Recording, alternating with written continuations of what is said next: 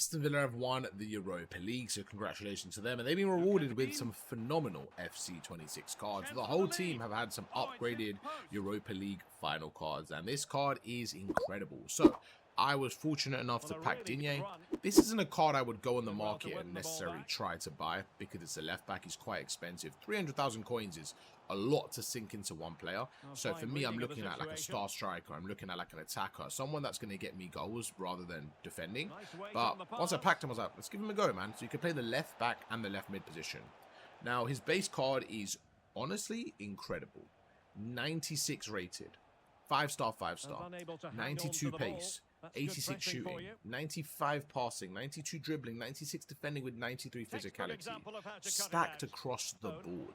Now this is where the playstyles are going to come in and be very, very important. So when I was using this card, I was like, okay, left back feels a little bit wasted. He's so expensive. Maybe we push him further up as a left mid. I didn't love him as a left mid. I don't think he had that it factor, like the wow factor. When I use him as a left mid, he didn't feel like a 300k card. Most of his attributes came at left back. And I tried both positions, and I felt like at left mid, it just felt like he was a little bit wasted. And I felt like I had other wingers in the same position that just did a little bit of a better job. Like when I used Rafinha there, right? I think Rafinha was a better left mid than Digne, but he was half the price. But when you put him at left back, he is unbelievable. I just think using this card as a left mid is a little bit wasted. I would highly recommend using him as a left back. And he is a 10 out of 10 left back. Honestly, he has everything. His pace, great. His defending was superb. His physicality was up there. His passing was phenomenal to get the ball out of the defense. His dribbling was great. He has speed. Like even right now, look, he does a good job. Like it's not that he can't play left mid. He can get aggressive as well. But I just feel like if you have him at left back, the supporting runs he makes, just the way he defends and wins the ball back, the way he can get the ball up as well. Like he has so many good characteristics that I would actually use this guy as left back.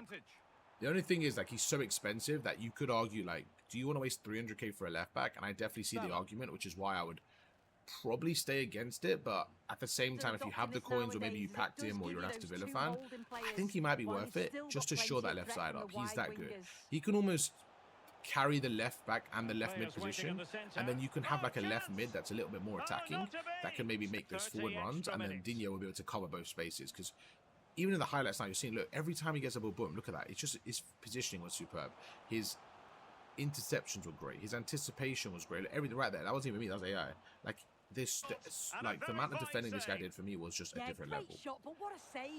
Going to like his overall pros, I wrote unbelievable left back. 5-star, 5-star, and chemistry links. That doesn't sell him as well as he was. It really doesn't. He was like very all-rounded, very, very, very all-rounded. Like to get forward, to defend, like he was such a good fullback. If you are someone that uses your fullback quite a lot, I would definitely recommend using this guy and trying him, you know, in one of those positions. Or maybe if you're like, yeah, I don't know. I just think he's worth it. The only thing is, like, even though I say he's worth it, it is a lot of coins to sink in. So you kind of got to ask yourself a question if that's worth it to you, depending on your coin balance. But let's go through some of his playstars, because I think that's where the main difference comes in, right? So if we look at his finishing playstyles, he actually has 0 finishing playstyles. This is where I think as a left mid, he maybe lacks a little bit. There's two things missing here, right? When I look at a winger, I think finishing is probably quite important just to help you out a little bit, but ball control is one of the most important for me as a winger, because you want your technical, you want rapid, you want first touch, you know, you want to be able to have a little bit of dribbling and skill there. He didn't have any ball control playstyles or finishing playstyles, and I think the reason why is because he is, you know, by trade a left back, so forcing him as a left mid, that's why I think he's probably better as left back. In terms of his passing, he has incisive pass, which is quite nice. You definitely want that as a left mid or left back. He has pinged pass, long ball, and he has, what's his cross one called again? Whipped pass plus, that's it. So, to be fair, I think his best kind of role is actually as an overlapping left back. So a left back that gets kind of aggressive as well, not just stays back. And, you know, you have long ball plus, so you can play it into your attackers from deep. And then with whipped pass, right, if you're making a run with your left back, you pass it to your winger, then you overlap, and then you cross it in. Like, that's such a good way of scoring. So I do think this is someone that you don't really want defending only. Like, you could have him going forward as well if needed. Like, right here, like, you see he's on the left-hand side. And now, like, if I get a cross in, he has the whipped cross as well. But look, he just goes through everyone so elegantly. Boom, passes it nice and easy. So he definitely has that attacking side in his locker to cut in.